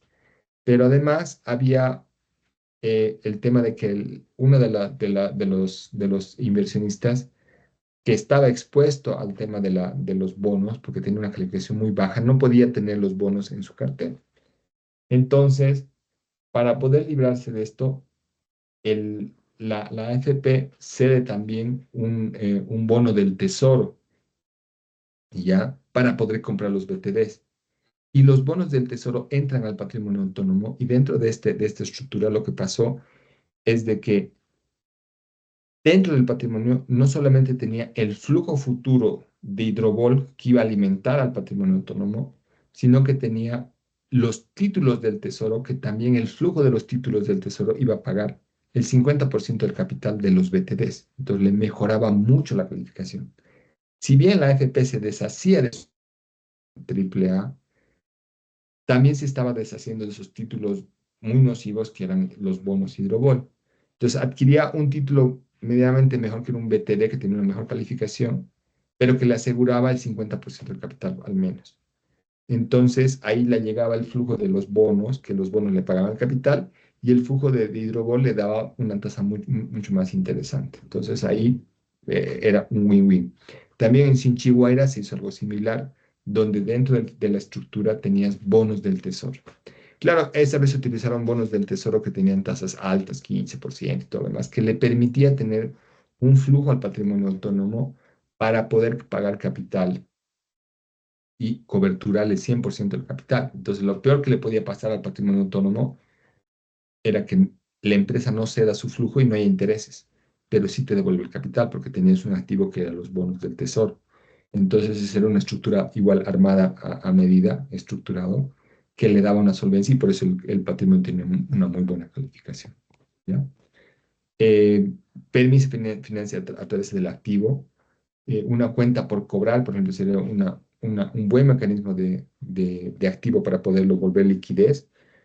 Tener que ser una cuenta por cobrar grande, ¿no? Interesante que puedas tú agarrarla, cederla y que es una cuenta que vas a tardar en cobrar y que sea el que se llama el patrimonio el que va a esperar el tiempo para poder cobrar el activo. Entonces, es una forma interesante de financiamiento. Es un financiamiento a medida del cliente, como les digo, se ve la proyección del flujo, se ve lo que necesita y se lo arma, ¿no? Entonces se lo arma a medida. Entonces, como ir al sastre, ¿ya? Permite mejorar la calificación de riesgo de las emisiones. Dependiendo de la cantidad de mecanismos de cobertura que uno le vaya poniendo al patrimonio autónomo y dependiendo de la metodología de calificación de riesgo de cada calificadora, porque depende de la calificadora, podrías mejorar un notch en el patrimonio autónomo. Entonces, si bien la empresa puede ser, no sé, a dos, digamos, si tú le pones mecanismos de cobertura, el patrimonio autónomo de su flujo futuro podría ser a uno, dependiendo de la cantidad de temas. Y en el caso de, digamos, de titulación de cartera, es mucho más evidente, porque generalmente el banco es que es el originador, que es el que va a administrar, su cartera, como va a ser la mejor, la que va a entrar, entonces tú calificas al activo y el activo tiene buena calificación. Es más, en los contratos que tú le pones de la calificación del riesgo del originador, le pones también de que si él no administra bien la cartera, tú puedas transferir esa cartera a otro operador, a otro banco. Entonces, al poner ese tipo de mitigantes en la calificación de riesgo, te permite también, que se llama, asegurar una mejor calificación, ¿no? Entonces, y lo que pasó, por ejemplo, en Estados Unidos es que cuando tenías estos seguros que cubrían al 100%, o sea, además de que el título tenía el flujo de las hipotecas, porque uno sabía que la gente siempre pagaba su hipoteca. Tenías la casa, que la casa estaba cubierta, o sea, el seguro, o sea, la hipoteca estaba dentro del patrimonio autónomo de la casa y que la casa la puedes volver a vender. Tenías un seguro adicional, o sea, si no había el flujo de las personas, había la casa. Si no había la casa, había el seguro que podía pagar todo el flujo de lo que no pagaba. ¿No? Pero después se descontroló porque el tema del seguro también generó temas de que cualquiera podía asegurar incluso que son los credit default swaps, que eso generó también parte de la crisis, ¿no? Entonces, pero mejora la calificación de riesgo en las emisiones, las coberturas que tú le puedes dar, ¿ya? Lo que les decía, que los inversionistas pueden acceder a valores con garantía real, que eso no se puede con otros instrumentos y apoya el desarrollo del mercado de capitales, ¿no? El mercado de capitales siempre es bien difícil de desarrollar, generalmente, y en Bolivia en especial, hemos estado mucho al corto plazo. Ahora más que nunca con el tema de este tema de la estabilidad del dólar, la inflación, entonces es bien difícil que alguien invierta a largo plazo. Y de hecho, las inversiones, ese último tiempo ha estado muy metido el tema de pagarés de corto plazo. Entonces, este es un mecanismo para apoyar al tema del mercado de capitales a largo plazo, ¿no? Bueno, esas son mis conclusiones. No sé si ahora sí vamos a abrir un poco la parte de la media hora para preguntas, comentarios, reclamos, amotinamientos, para ver de esclarecerlo, para ver temas más puntuales, digamos, ¿no? Sí, gracias, Vladimir. Excelente, excelente toda la información que nos has mostrado. Tengo yo algunas preguntas. Si alguien tuviera alguna adicional, por favor, escríbala en el chat. Mientras tanto, justo en este último tema que estabas comentando, si nos puedes contar un poquito más cómo estaba relacionada el tema de la titularización con la crisis inmobiliaria que se vivió en 2007 y 2008 en Estados Unidos. Claro, mira, es bien interesante esa parte. Empieza igual como, voy a ir a este esquemita de acá para que lo podamos ver. Es así como empieza el tema del tema de la crisis en 2007 y 2008, donde aquí tenías buenos clientes que cedían su flujo, o sea, que tenían el crédito y hacías este esquema. Entonces el banco, cuando hacía este esquema, porque ¿qué pasa? Cuando él vende la cartera, tiene que venderlo a un precio más alto. O sea, para que gane el banco, si su cartera vale 100, al momento de titularizar, él tiene que recibir 110. Si no, no le conviene vender la cartera. Entonces sí o sí ganaba con premio, ¿ya? Entonces había un premio al vender. Entonces, como el banco veía que ganaba y ganaba cada vez que hacía una titularización, él seguía pidiendo a sus comerciales de que emitan más cartera. O sea, necesito más cartera, dame más cartera porque tengo que titularizarla para ganar más. Entonces ahí se descontroló porque la gente que hacía los préstamos ya no solamente prestaba a buenos clientes, ya se le acabaron los buenos clientes y empezaron a prestar a cualquier persona. Así, por eso venían los créditos ninja, los no jobs, no incomes, digamos, ¿no? Entonces, donde a cualquiera le prestabas dinero para tener la cartera, porque no le importaba a quién le prestabas, porque lo iban a titularizar. Entonces, había gente así que tenía 5 casas, porque le daban crédito.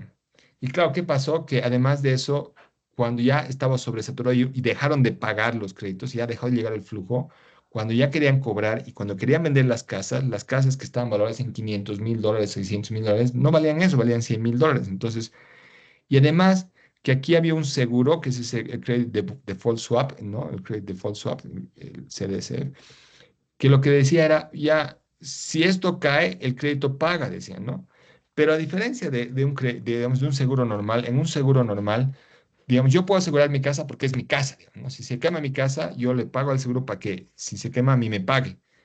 Pero en estos créditos de default swap, cualquiera podía asegurar. Es decir, Celso podía decir, yo también aseguro la casa del Vladi. Si se le quema a mí, que me paguen. Y Daniel hacía lo mismo, y Pedro, y todos, digamos, y todos apostaban en mi contra. Entonces, cuando se dieron cuenta que esto iba a caer, todo el mundo empezó a apostar en contra de que sabían que se iba a caer la titularización. Entonces, cuando se cayó realmente la titularización, esos créditos de default swap tenían que pagarse. Entonces, el seguro tenía que pagar no solamente al dueño del patrimonio, sino a todos los demás que le han apostado en contra, digamos, ¿no?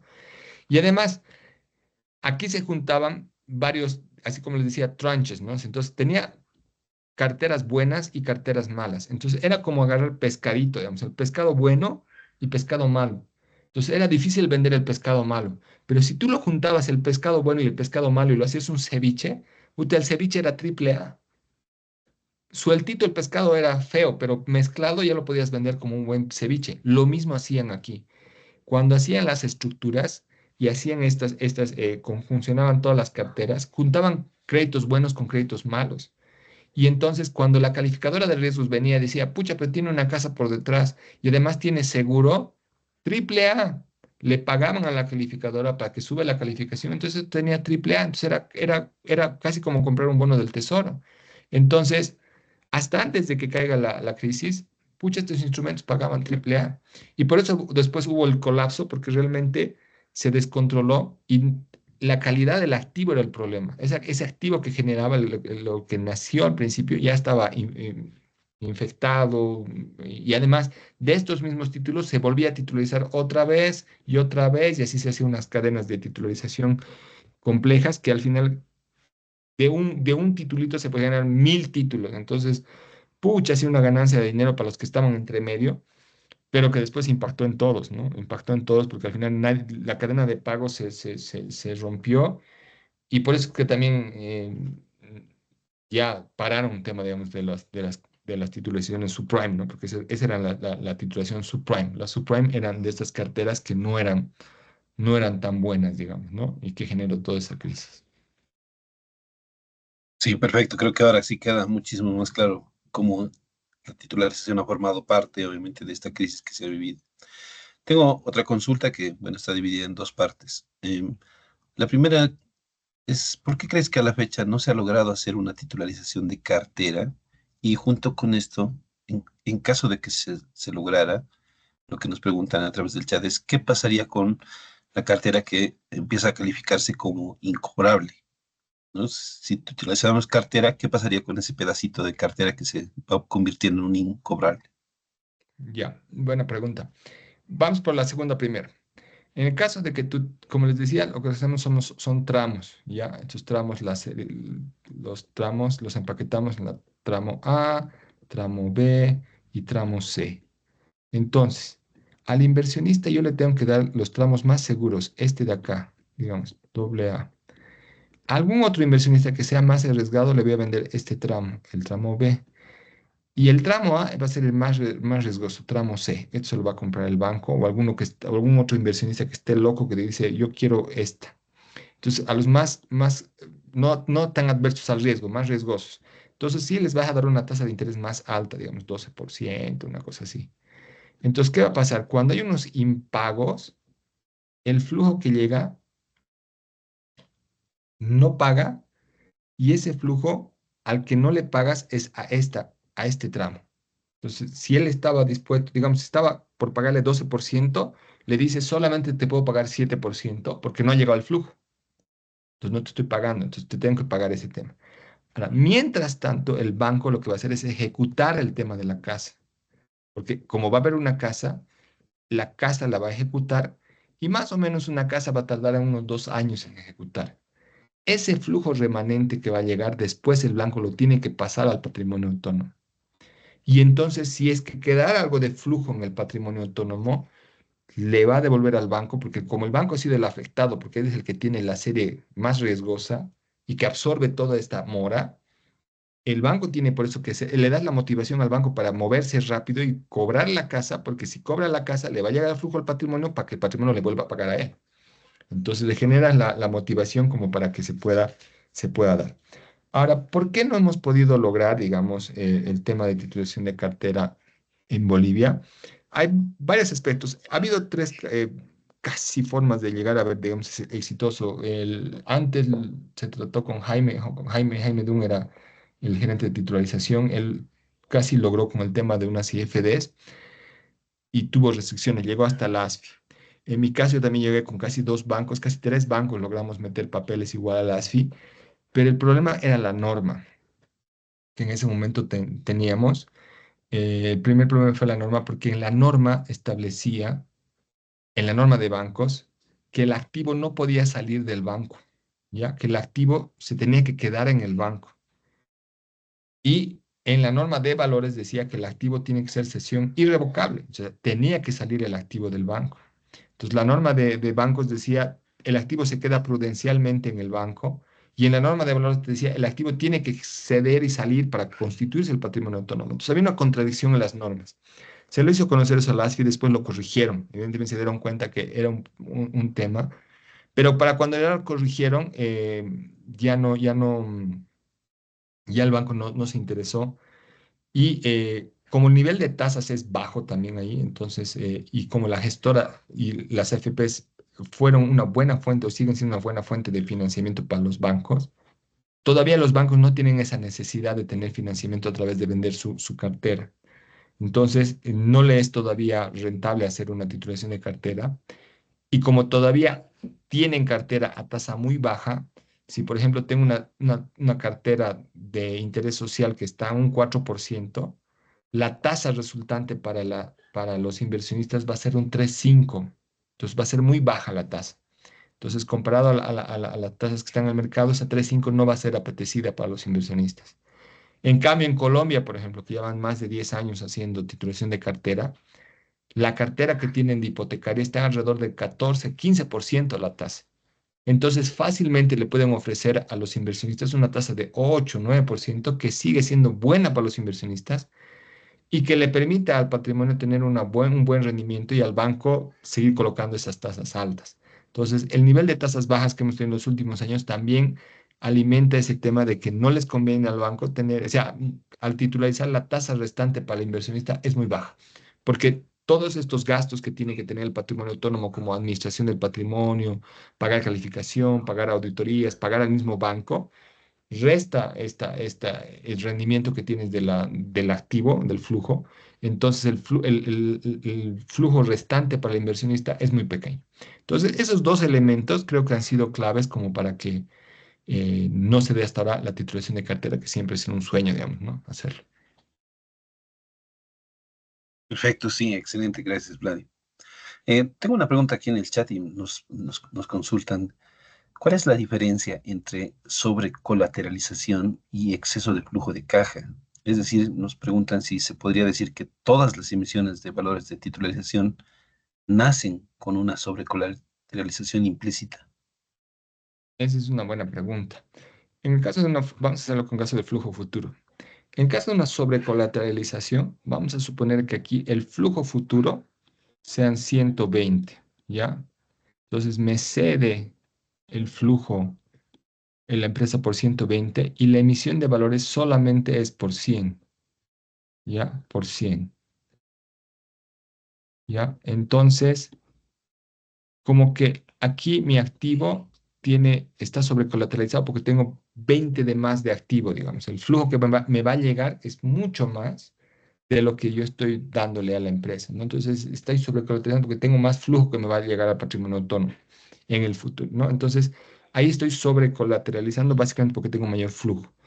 Ahora, en un exceso de flujo de caja, lo que voy a hacer es, aquí digo, sigo siendo igual o digamos el flujo con lo que estoy colocando y el exceso se va a dar en el futuro, o sea, para cada flujo que vaya llegando cada mes, porque en el caso de flujo futuro generalmente lo que se hace es poner flujo por mes, mensual. En ese flujo mensual le voy quitando poquito a poquito flujos adicionales y esos flujos adicionales generan ese exceso de flujo. En uno es como que es al principio, si tú quieres, como de al principio de golpe, casi como un fondo de liquidez, que tienes flujo ya de entrada grande, ya predeterminado. En cambio, en el exceso de flujo de caja, tú puedes establecer hasta por periodos. Por ejemplo, en el caso de crecer, el primer año se genera un exceso de flujo de caja por los pagarés, donde se va constituyendo un flujito grande que al final todo este flujo te cobertura entre un 5 y un 10% del patrimonio autónomo, del flujo de toda la titularización, pero lo constituyes a lo largo de un tiempo. Entonces, ese exceso de flujo de caja tú puedes determinar el tiempo, puede ser más, menos, 3, 4 años. En cambio, una sobrecollateralización ya es de golpe por todo el tiempo, entonces grande. Y es más, este exceso de flujo de caja, ¿no? Este exceso de flujo de caja, perdón, genera eh, además de un exceso de flujo de caja, un exceso de flujo de caja acumulado que se dice. Porque esta plata la tienes generalmente en una cuenta, el patrimonio, además, o sea, además de los egresos, puede tener ingresos adicionales, puede agarrar y la plata que tiene el patrimonio la puede invertir. Este exceso de flujo de caja, si sabe que no lo va a utilizar, lo puede invertir en el mercado, en algún instrumento muy líquido, lo puede dejar en una cuenta remunerada que le pague 7, 8%, entonces puede generar flujo adicional. Ese flujo adicional que tiene el patrimonio autónomo es un exceso de flujo de caja acumulado que también le ayuda a coberturar, que al final le va a devolver al originador, ¿no? Entonces, más que la diferenciación es en los tiempos en los que hago y en la forma en la que yo voy acumulando ese dinero adicional que puede tener el patrimonio autónomo. Entonces, va por eso. Ahora, el nacimiento de que nazca o no nazca depende del estructurador. Depende de la estructura de la empresa. Entonces, no es que todos nacen, sino depende de cómo lo estructures. Entonces, ya eso ya depende de la imaginación del que está estructurando y de que el flujo te cuadre, ¿no? Bien, y algo que quisieras que simplemente me puedas complementar. Esto debe estar expuesto en el prospecto de la emisión que se va a sacar, ¿verdad? Sí, todo esto está establecido tanto en el contrato en la DUC, en el contrato de derecho de compra, y en el caso de flujos futuros tiene que estar en el contrato de cesión, ¿no? Entonces, en el contrato de cesión es si nosotros ponemos una analogía con un bono, en un bono se estructura todo en el acta de la junta de accionistas. Ahí se establece lo que va a ser la empresa, lo que puede, cómo va a ser el capital interés, los covenants que van a poner, porque igual en los patrimonios se pone covenants, ¿no? En el caso, por ejemplo, de flujos futuros, es clásico también poner covenants, los similares a los que se ponen en los bonos, como por ejemplo el ratio de liquidez, le puedes poner covenants de cobertura de deuda, de endeudamiento, de operativa, le puedes poner covenants y es muy usual ponerlo eso en la junta de accionistas y después en la DUC, digamos que la DUC medio que resume parte de ese tema. Lo mismo en el patrimonio autónomo, en vez de tener su asamblea de junta de accionistas, su documento madre es el contrato de cesión.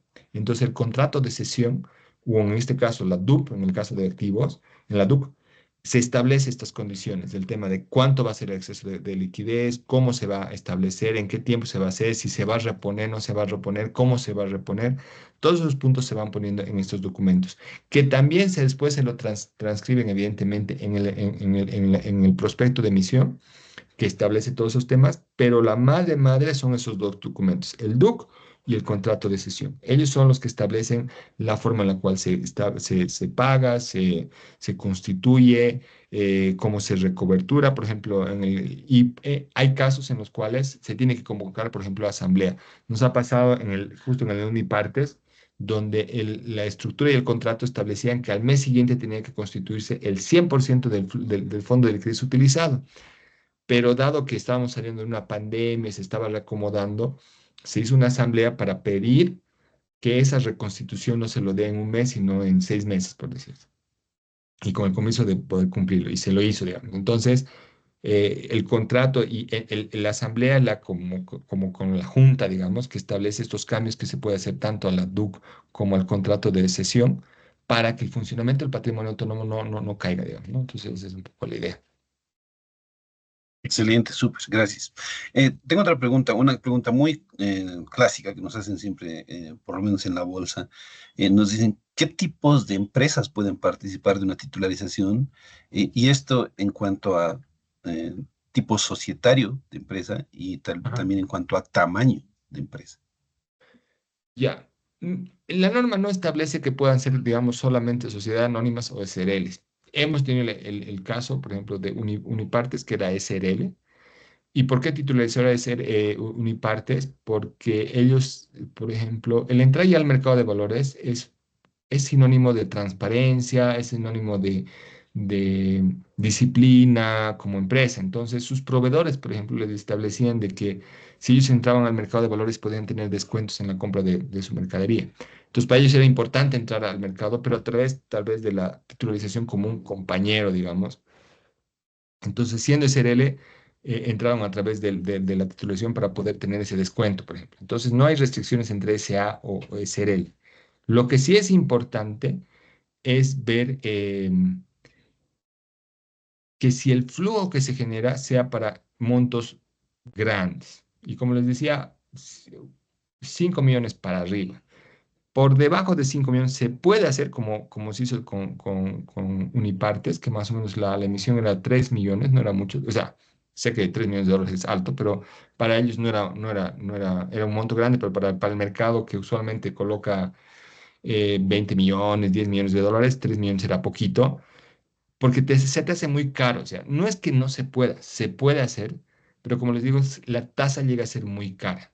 Entonces, la tasa llega a ser muy cara porque esos costos adicionales que tiene el patrimonio autónomo, como auditorías externas, cuentas recaudadoras, calificación de riesgos, representante común, las comisiones al mismo patrimonio. Y si, por ejemplo, es algún tema de, no sé, de construcción o cosas así, se tiene que conseguir expertos que el patrimonio tiene que pagar. Entonces, esos costitos adicionales hacen que la tasa de financiamiento sea mucho más alta. Entonces, la recomendación siempre es que sea una empresa que cuando quiera financiarte sea con un financiamiento por arriba de los 5 millones. Y a una empresa también que quiera entrar al mercado de valores, pero no directamente. Porque el momento que entra al mercado de valores, ya la empresa tiene que hacer hechos relevantes, o sea, hacer todo lo que le pide la norma ante el mercado de valores. En cambio, a través de la titularización, el que hace todo ese trabajo con el mercado de valores es el patrimonio autónomo. El que emite es el patrimonio autónomo. El que tiene que cumplir todas las normas con el mercado de valores es el patrimonio autónomo, no la empresa. Entonces, la empresa que está medio que coberturada cuando va en una titularización, entonces es una ventaja eso, ¿no? Y obviamente solamente le va a responder al patrimonio autónomo, pero ya es una forma de poco a poco disciplinarse y acostumbrarse a cómo se tiene que presentar para después entrar al mercado de valores. Entonces, es una buena forma y también los préstamos a veces de fondos de inversión, pero va más que todo por el monto, ¿no? Por el monto. Bien, excelente. Tengo una pregunta también aquí por el chat. Nos dicen si puede existir alguna restricción, nos preguntan, para realizar un programa de emisiones de BTDs. Obviamente, estoy comparando con lo que ocurre, por ejemplo, con los bonos y los pagarés. No hay restricciones, básicamente es igual cómo se pueda estructurar, ¿no? Y hace rato que no sé. El problema es con el tema de los flujos, por ejemplo. Si quiero hacer un programa de titulación con flujos futuros, si el flujo está, cedes una vez, para tu segunda emisión del programa ya no vas a tener que flujo ceder. Entonces tendría que ser un esquema similar a Chávez o a de Viva, en el cual tengas un activo que puedas ceder varias veces, digamos. Entonces, por ejemplo, en caso de flujos futuros, tendrías que tener un flujo que puedas ceder varias veces para hacer un programa. En caso de un activo, ahí sí podría funcionar si es que tú tienes un activo que cada vez puedas ceder. Igual en la titulación de cartera, digamos, tú puedes decir, ya hago un programa y generalmente más o menos el tiempo que vuelves a constituir la cartera para que la vuelvas a ceder, puedes armar un programa de BTDs, ¿no? Pero es básicamente porque depende de la velocidad en que tú puedas constituir el activo para volverlo a ceder al patrimonio autónomo. Entonces, depende de eso. Ok, y justamente hablando de flujos, otra pregunta que nos hacen es, ¿qué requisitos debe cumplir una empresa para la emisión de flujos futuros, o sea, un BTDs por flujos futuros? Y también nos preguntan si es posible titularizar commodities que sean propiedad de una empresa. Buenas preguntas. El tema de los flujos, básicamente que sea predecible, ¿no? Es importante que sea predecible y que además operativamente tú puedas tener el flujo. Por ejemplo, pasó con el flujo de ICE Norte, me parece, cuando hicieron la titulación. Claro, como ellos recibían los flujos en los cajeros de los supermercados, había que poner todo un tema operativo para que esa plata que estaba en los cajeros vayan directamente al banco y no se desvíen y todo lo demás. Entonces, en la medida que el flujo llegue bien bancarizado a las cuentas de terceros en el patrimonio autónomo, se puede hacer. Si de repente el flujo es difícil hacer seguimiento para que pueda llegar a las cuentas del patrimonio autónomo, ahí puede haber restricciones, más que todo. Entonces, la predictibilidad de cómo llega el flujo. Entonces, por eso es que es importante hacer la factibilidad, porque ahí se determina esa trazabilidad del flujo. Ahora, con commodities se puede hacer, es un activo. Ahí va el tema de la volatilidad de ese activo como tal. Yo vería el tema de cuál es el precio de ese commodity, qué tan volátil es, porque si es un commodity que tiene volatilidad, porque en el mercado está en constante movimiento, es ver qué cobertura le vas a poner a esa volatilidad de ese activo. Entonces, puede ceder el activo, pero ese activo commodity, como su flujo que va a tener es variable, es como tú le aseguras bajarle esa variabilidad de riesgo en el patrimonio autónomo. Suave, un derivado, alguna cosa así, para poder atenuar esa variabilidad del commodity. Entonces, se puede, pero el tema es cómo asegurar que ese flujo sea mucho más estable, ¿no? Entonces va dependiendo de eso. Bien, y una última pregunta. Eh, ¿Por qué hasta el momento no se hace o por qué nunca hubo emisiones de valores de participativos de titularización? Este también es bien interesante. Así como aquí cuando se emiten son títulos fijos, son valores de participación, se llaman los valores de participación, son valores de contenido crediticio los que emitimos, porque son a tasa fija, digamos. El de participativo es como emitir una acción. Y es en el ejemplo de la titulación de proyectos que les decía. El patrimonio autónomo puede tener el terreno, el, el, el proyecto, la plata, y debería emitir valores de participación para que la ganancia sea como un accionista del patrimonio autónomo. ¿Por qué no hemos podido emitir con participación? Porque la calificación de riesgo, todavía no hay metodología para calificar valores de participación.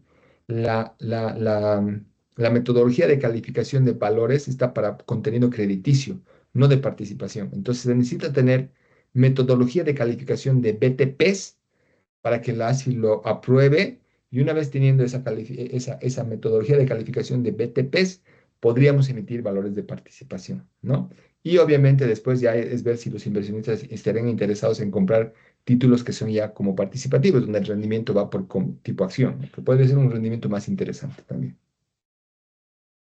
Genial, y mira, de último entró en el cajón de las preguntas. Nos preguntan si tú crees que en el corto o mediano plazo podrán haber titularizaciones que incorporen los criterios ASG aquí en nuestro país, tanto para la emisión como para la inversión. Eso es interesante, ya habíamos querido nosotros trabajar con ese tema porque al igual que de los bonos, yo creo que ya se tiene que empezar a trabajar con el tema de la parte sostenible, ¿no? Porque de los temáticos, y es básicamente que el originador tenga el destino de ese flujo que pueda venir, de lo que puedes conseguir a través de la titulación, apunte a algún tema sostenible, un tema temático. Queríamos hacer con Promujer en algún momento, eh, pero bueno, temas de tiempo, y obviamente es un tema de costo porque dentro del patrimonio autónomo, además de tener la calificación, vas a tener esta certificación para mantener lo que sea sostenible o no, ¿no? Entonces, y eso va a implicar un costo y hay que ver si la normativa en titulación también lo permite, digamos. Entonces, habría que ver con la ASFI y la bolsa para ver si la normativa está con esa expansión para meter en temas de titularización. Pero de que se puede, se puede. O sea, en el mundo también se lo está haciendo, ¿no? Excelente, muchísimas gracias, Vladi. Creo que ha quedado súper claro el tema que hemos traído hoy día que nos habla acerca de la titularización. Quiero desde la bolsa y de parte de todos los participantes del mercado que estamos trabajando con el programa de educación bursátil, darte las gracias por haber compartido este tiempo con nosotros.